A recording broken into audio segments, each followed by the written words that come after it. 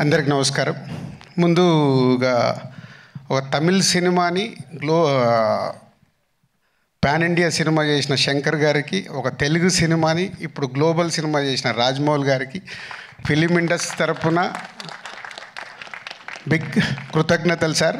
ఎందుకంటే మాకు ఒక పాత్ చూపిస్తున్నారు. శంకర్ గారు మొదలుపెట్టారు, ఇప్పుడు రాజమౌళి గారు కూడా గ్లోబల్ వరకు తీసుకెళ్ళి మాలాంటి ఎంతోమందికి ఇలా సినిమా తీస్తే ఎక్కడి వరకు తీసుకెళ్ళొచ్చని ఒక ధైర్యాన్ని ఇచ్చిన మీ ఇద్దరికి thank you very much. And game changer already మొన్న యూఎస్లో మాట్లాడాను, మళ్ళీ ఫోర్త్కు చాలా దాచుకోవాలి. సో ఈరోజు ఓన్లీ ట్రైలర్. సో శంకర్ గారి విజన్ ఒక్కొక్క స్టెప్గా చూపిస్తూ వెళ్తున్నాం.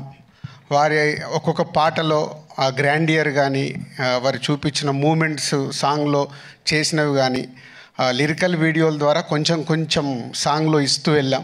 ఒక టీజర్ ఇచ్చాం, ఈరోజు ఒక ట్రైలర్ వరకు వచ్చాం. సో ఇది ఇంకా నా లెక్కన 40-50%. సో చాలా దాచిపెట్టి శంకర్ గారు 10th రోజు అందరికీ చూపించబోతున్నారు. ఈ సినిమాలో ఎన్నో మూమెంట్స్ అన్ప్రెడిక్టబుల్గా ఉంటాయి, అది మట్టుకు ఖచ్చితంగా చెప్పగలుగుతాను. నిన్నే తమన్ బ్యాక్గ్రౌండ్ స్కోర్ చేస్తూ రమ్మంటే ప్రసాద్ ల్యాబ్కి వెళ్తే 2 రీళ్లు చూపించాడు. అది చూసిన తర్వాత ఇంకా గట్టిగా తొడగొట్టాలని ఉంది, కానీ ఓవర్ అవుతుందని ఆగిపోతున్నాను. సో 10th వరకు మీలాగే మేము కూడా ఒక ఎగ్జైట్మెంట్ని ఆపుకుంటూ ఒక గొప్ప సినిమా అంటే ఒక కమర్షియల్గా శంకర్ గారు ఎన్నో సినిమాలు నేను ఎప్పుడు చెప్తుంటాను. ఒక జెంటిల్మెన్ దగ్గర నుంచి భారతీయుడు కానీ, ఒకే ఒకటి కానీ, శివాజీ కానీ, ఆఫ్టర్ లాంగ్ టైం మళ్ళీ శంకర్ గారు ఒక స్ట్రేట్గా తెలుగులో సినిమా చేస్తూ అలాంటి సినిమా మాకు ఇచ్చినందుకు వారికి కృతజ్ఞతలు.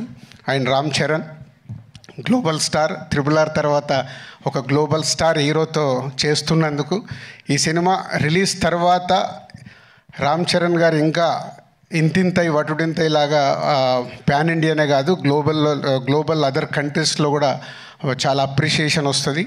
సో మా పెట్టిన డబ్బులు తిరిగి లాభాలతో వస్తుందని వెయిటింగ్లో ఉన్నాం ఈ సంక్రాంతికి. Thank you very much.